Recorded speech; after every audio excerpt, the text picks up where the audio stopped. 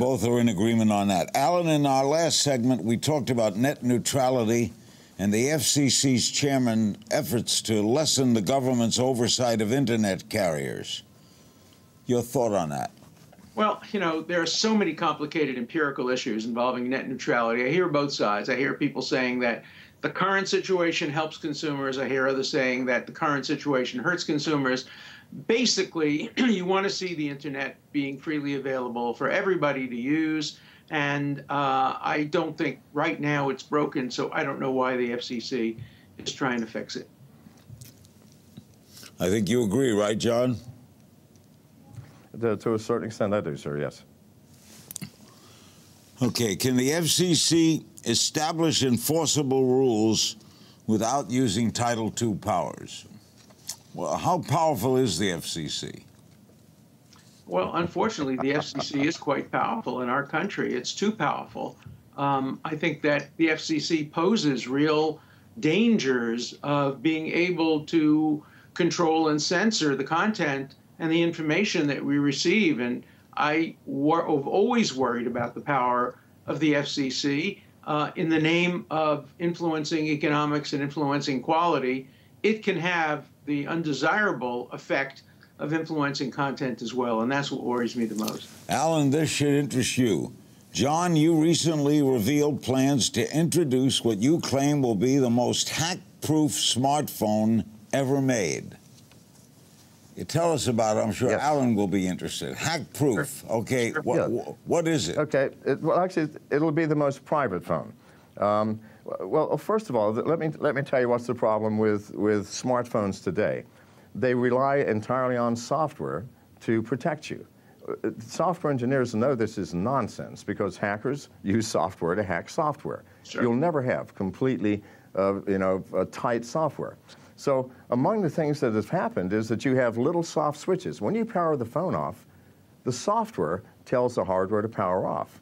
That means a hacker can get in the middle and say, no, I'm going to pretend to turn the phone off. I'm going to make the screen go blank and turn the lights off, but I'm still going to be listening to you and watching you at night while your phone is by the bed.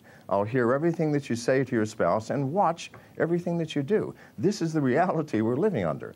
That has to change. We have to go back. And it sounds like reversing technology, but it's not. We have to go back to a hard switch that disconnects the battery, disconnects your Bluetooth, your Wi-Fi.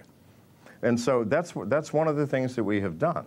Until the hardware is sound, there's nothing we can do. So what have you got? So on top of this new part, we have that. We have a phone where if you turn your microphone off, there's no software that can turn it back on because a hard switch has disconnected the power. Is it available? So that no one can listen to you. It won't be available till the end of the year, Larry.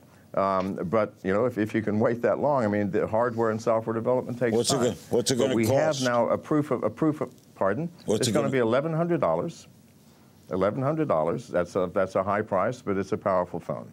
I'm your first customer. I've had two experiences where I've been in the presence of heads of government, where they have both informed me that although my smartphone is completely off, I'd have to leave them outside behind lead barriers because our conversations could be overheard, even though my phone is completely off. So I'm your first customer. Yes. Alan, you are a legal... Well, unfortunately, you'll have to be our few hundredth because it came out yesterday, and we have a list. But yeah, so you go to MGTCI.com, sign up, and we'll send you one.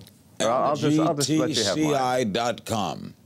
Alan... MGTCI.com. Which leads to this, Alan. You're a constitutional lawyer of high repute. What do you make of how does all these kind of things, the whole iPhone, the whole secrecy, affect the law? Well, from the time I started being a lawyer 50 years ago, developments have become so unbelievable. We couldn't have even imagined how new technology affects the law, and the law is always playing catch-up. The law never anticipates future developments, and it's always behind.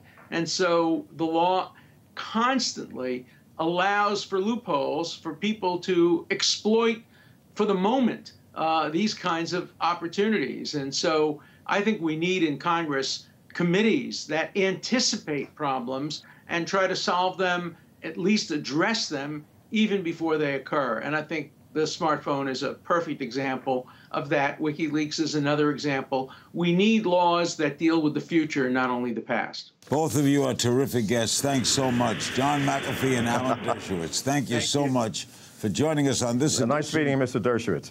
Thank you.